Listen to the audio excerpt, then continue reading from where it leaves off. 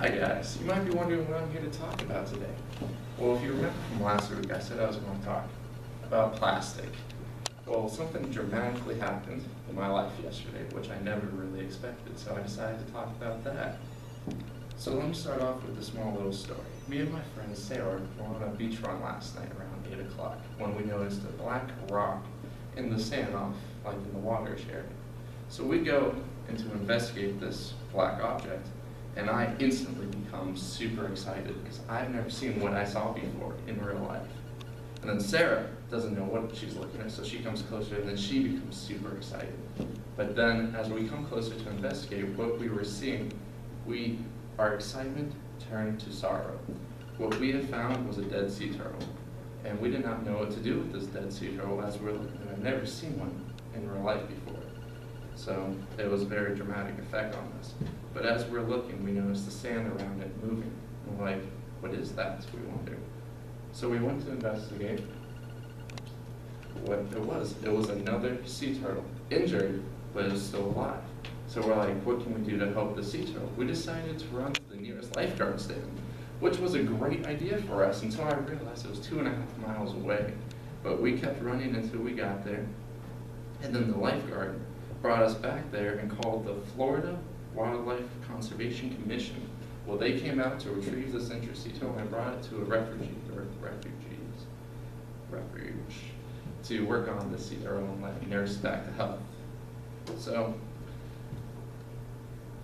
this got me thinking a lot about sea turtles. I've never even realized they were in our water before because I've been new to Florida. So I decided to do a little research on sea turtles. So I'm going to talk to you about a brief background about sea turtles, the dangers they face in everyday life, and what we can do to help our sea turtles in Florida. First off, let's talk about the background information. There are 3 common types of sea turtles in Florida: the loggerhead, the leatherneck, and then the green turtle. The largest of the 3 are the loggerheads, which can weigh up to 2,000 pounds. That's a small car right there, and that's a living sea turtle. They are a reptile that breathes there, but they can stay underwater for up to 7 hours as they sleep. They reproduce by laying eggs like normal reptiles, but they have to lay eggs in the sand, which is open to human affecting them. Each time a female goes onto the sand, they lay about 100 eggs. And out of those 100 eggs, the majority of them will naturally not make it. Only 1 out of 1,000 eggs make it to adulthood. So that's 1 out of 1,000. That's 99 deaths for one survival to get to the age we are today. Nesting season on the east coast of Florida is from March to October. Stated by the National Wildlife Federation, these turtles' lifespans can be between 80 and 100 years if not affected by humans. But there's been many studies believe that they live upwards of to 400 years. They found a sea turtle that they believe to be 400 years old that has passed away due to old age in, I think, Africa. Let's talk about Florida specifically. According to Catherine Butler from the Florida State University, Florida hosts the largest number of sea turtles in the United States. That means we have a great responsibility as residents of Florida to help do our part in the preservation of our beloved sea turtles. Which brings me to my next major point. Major threats on our beloved sea turtles. They face threats every day. The sad truth about sea turtles are the most of them won't even make it to the water.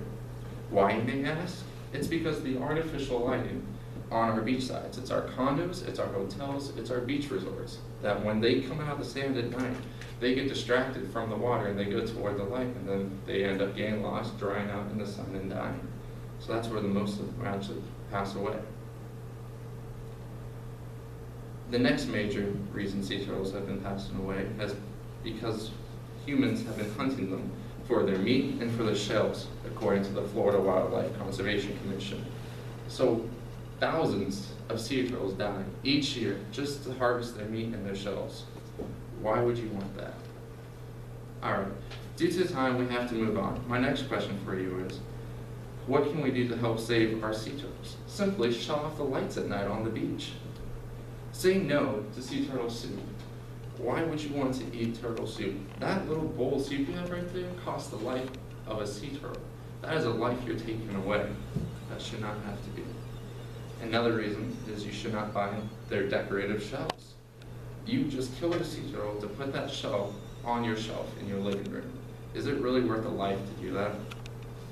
Most of all, the best way to help save sea turtles is spread the word. Don't disturb the nests on the beach.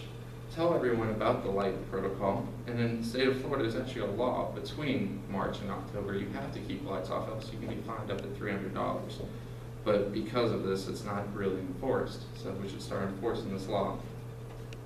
To sum up everything we've learned today, we've learned that some very basic facts about sea turtles, talked about the major dangers they face every day, and then briefly stated what we can do to help save the sea turtles. So I'd like to leave you on a little note.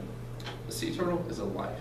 We all have a life. Would you take away that life for simply fooling around a nest, or having that bowl of soup, or putting that shell on your shelf? Why would you waste a perfectly good and beautiful life? I hope you guys have a great day. If you have any questions, I'm here.